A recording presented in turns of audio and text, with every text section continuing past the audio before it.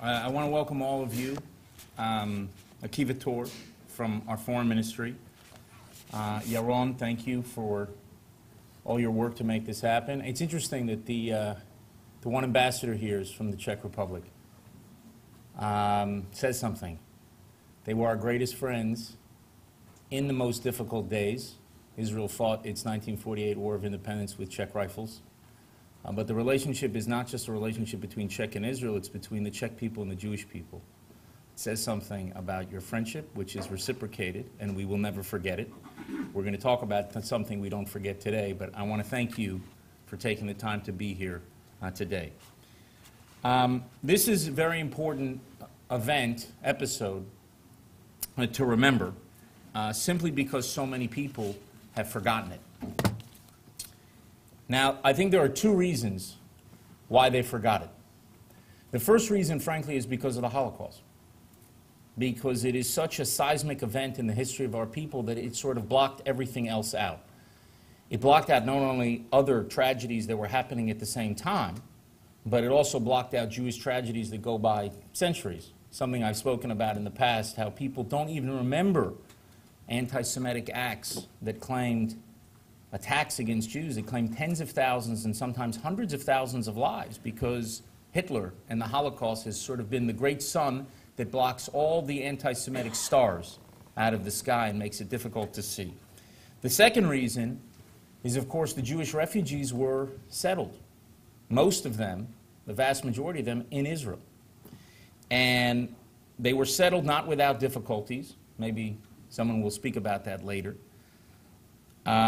And those difficulties still exist today. They actually affect Israel's political and social life to this day, 70 years later. But they were integrated into our country. They become leading members of Israeli society, those refugees who came from those lands, in every field. In politics, we've had a president, we've had a speaker of Knesset, not yet a prime minister, but a president and speaker of Knesset. In military, we've had multiple chiefs of staff whose families came as refugees to Israel. In the legal field, we've had Supreme Court justices. In business and medicine and culture, you name it, they have integrated into our life in Israel. And because they've integrated, because they haven't been left to rot in refugee camps, or not even to rot, just to not have a permanent home in refugee camps, they were never used as a political tool in global or regional politics. That's why a lot of people have forgotten this story. But we must remember it. And we must remember it, if we're going to remember what we lost, I should say, we have to remember what we had. What was this great world that was destroyed in 1 year, 2 years, 3 years? What was there? Well, the story of the Jews of these lands, actually, it ended with a tragedy, but it began in tragedy. The Jews were crying on the rivers of Babylon.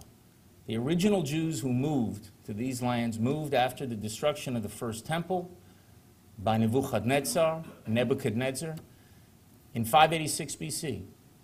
And they went over it, and you can read all about the story in a book. It's available in most hotel rooms, in America. You can read all about the story of the Jews going to Babylon. And remember, that's 1,000 years before the rise of Islam. 1,000 years before the Arab conquest of the Middle East. And from the beginning, the Jews flourished in Babylon. And how do we know that? We know that because when the Jews had the opportunity to return and rebuild their temple under Cyrus, very, very few did. It wasn't bad on the other side of that river. Ezra came back in Nehemiah, and they actually list in the Bible exactly how many people came back, and it was a very, very small percentage of the Jews who returned because they had a thriving Jewish life in Babylon, and that Jewish life thrived for centuries. In fact, there was a battle between the Jews of Babylon and the Jews of Israel over primacy. And in those first centuries, even though the community was a wealthy and prominent community in Babylon, and many of the Jewish leaders stayed in Babylon, there was still something unique about being in the land of Israel. But there was this constant battle between, this was the original diaspora Jewry, which was in Babylon, and Israel. But that changed after the destruction of the Second Temple in the year 70, and after the revolt of Bar Kokhba. The center of Jewish life actually shifted and went to Babylon. Now, how do you know that? You know that because there were two Talmuds. One is the Jerusalem Talmud, and one is the Babylonian Talmud. Now, the Jerusalem Talmud actually came earlier, in 350. And the Babylonian Talmud was in the year 550. But we don't follow, we don't study, very, very few people actually study the Jerusalem Talmud. But everybody studies the Babylonian Talmud because that was the center of Jewish learning for centuries. And great yeshivas, Surah and Pumbedita, and a dominant age of what is called the Gaonim. Everyone knows today about the Vilna Gaon. That's sort of before Einstein. For a century and a half, all the Jewish parents were telling their kids, I want you to be another Vilna Gaon. Well, there was Sadia Gaon, 800 years before. The greatest minds and the greatest thinkers were there in Babylon for 1,000, 1,500 years. It's a remarkable legacy. But Jewish life was not just in Babylonia. It spread all throughout the Middle East and North Africa. It was in Egypt, particularly in Alexandria, which was a thriving great Jewish community that also competed with Israel at the time of the Second Temple, the time of the Greeks, a couple centuries before, when the story of Hanukkah takes place. There's a very strong and thriving community. You can read all about that in the book of Maccabees in Alexandria. And you had in Libya and Tunisia during the time of the Romans as well, a very prominent trading Jewish community. Morocco, particularly after the Muslim conquest. And of course, Yemen. There's probably people here who've read the letters that Maimonides writes 800 years ago to the Jewish communities of Yemen. So these were communities that were there for centuries. Until the 10th century, this may be hard for people to understand or to believe. Until the 10th century, 90% of Jews in the world lived in what is today called the Arab states, the Arab world. 90% of the Jews until the 10th century. And until the 17th century, more Jews lived in those lands than lived in Europe. And at the turn of the previous century, at the turn of the 20th century, there were nearly 1 million Jews.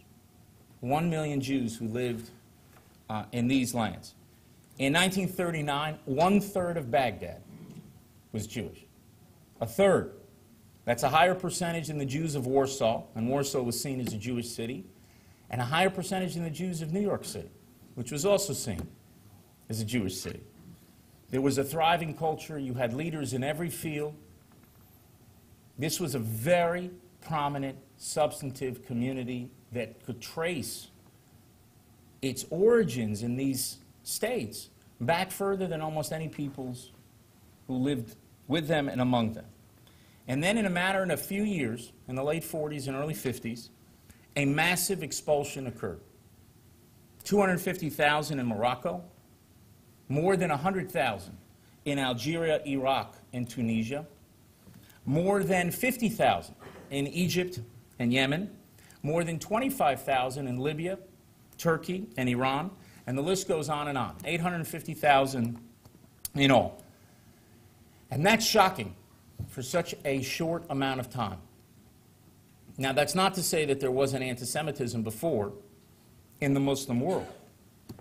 There was, but it's important to remember that if you were I'd say Jews were better off for most of our history,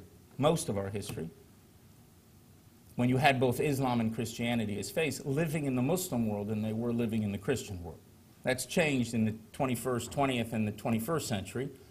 But in the 12th century, if you were a Jew and you could choose between living in Christian Germany or Muslim Spain, you would have definitely chosen Muslim Spain. And in the 15th century, if you could choose between living in Christian Spain or Muslim Turkey, you would have chosen to live in Turkey. And in the 17th century, if you could choose between living in Poland or Persia, you would have definitely chosen Persia. That is not to say that Jews were not second-class citizens. We were Demise. We were, by definition, we were second-class citizens. And there were periodic outbreaks of violence. In the 11th century, 6,000 Jews were killed in a single day in Fez, Morocco. Of course, people with a love of history, or knowledge of history, I should say, will know that a great blood libel that occurred in Damascus in 1840. So this is before the rise of Zionism. You would have periodic outbreaks of violence, less than in the Christian world, but they were there. So it would not have been surprising as Israel was being established that there would be also anti-Semitic attacks. That would not come as a surprise. There was a history of occasional anti-Semitic attacks, and you saw it as the state of Israel was having its birth pains. It's the contractions for the state. The Farhud in Baghdad that killed 179 people and injured over 2,000. That's 1941. In Tripoli, 1945, 140 Jews killed in a pogrom. And in Yemen, in 1947, 80 killed. But what's unique about this is that this was a massive and deliberate and systematic expulsion of Jews. Now, I want to read you from a text that a lot of people don't know about that was actually written 70 years ago, right in these days, after the UN resolution of November 29, 1947, before the end of the year. Here's what it says. Let me see if I can read it without my glasses. I don't think so. All Jewish citizens, this is a text of a law drafted by the Political Committee of the Arab League. Okay? Political Committee of the Arab League. All Jewish citizens of, state the name of the country, will be considered as members of the Jewish minority state of Palestine and will have to register with the authorities of the region wherein they reside, giving their names, their exact number of members in their families, their addresses, the names of their banks, and the amounts of their deposits in these banks. This formality is to be accomplished within 7 days. Bank accounts of Jews will be frozen. These funds will be utilized in part or in full to finance the movement of resistance to Zionist ambitions in Palestine. Only Jews who are subjects of foreign countries will be considered as neutrals. These will be compelled either to return to their countries with a minimum of delay or be considered as Arabs and obliged to accept active service with the Arab army. Jews who accept active service in Arab armies or place themselves at the disposal of those armies will be considered as Arabs. Every Jew whose activities reveal that he is an active Zionist will be considered as a political prisoner and will be interned in places specifically designated for that purpose, will be interned in places specifically designated for that purpose by police authorities or by the government. His financial resources, instead of being frozen, will be confiscated. Okay? This is in black and white, a text by the Arab League in 1947 that was adopted by Iraq, by Egypt, by other Arab states. So it's important to remember what happened. Because in 1947-48, with the birth of Israel, 2 refugee proms were created. What these refugee proms have in common is that they both were caused by the Arabs, specifically by the Arab rejection to accept a Jewish state. There were many differences, and not least among those differences is there were more Jewish refugees than Palestinian refugees. About 850,000 Jewish refugees, about 600,000 Palestinian refugees. The bigger difference and the important difference and the moral difference is that the Arabs had a deliberate policy of expelling the Jews. I just read you what they said and they put on paper to send out to other states to have them sign on to. They had a deliberate and systematic policy of expulsion. Israel did not have a policy of expulsion. We can get into all the facts of what happened in 47, 48, but here's a simple one for anyone who believes in that nonsense. Over 160,000 Arabs stayed in Israel. Today, they're over 1.7 million. They decided to stay. The vast majority of Palestinians who left Israel during the 1947-48 War of Independence never saw a single Israeli soldier. Something around 70% of them never saw it. And I know that because I have a very good first-hand witness to it, which was my mother, who was sitting in her village in Gedera watching 5 Arab villages around her all leave, not a single Israeli soldier or officer, tank, nothing in sight. They left. They said the Arab states are going to come in, they're going to destroy the Jewish yishuv, and then they were going to come back. And one person, I wrote a column about this many years ago, one person was nice enough to say to my grandmother that they were going to come take her house. So over 70% never even saw a soldier. But what happened in the Arab world is that this was a deliberate policy. I said there were 160,000 Arabs in Israel. They decided to stay. They were welcome to stay. Today there's 1.7 million because they stayed. The Jews in the Arab world, I said at the turn of the previous century, there were 1 million strong. Today there are 4,000. That is why tonight we should recommit ourselves to bringing justice to the refugees.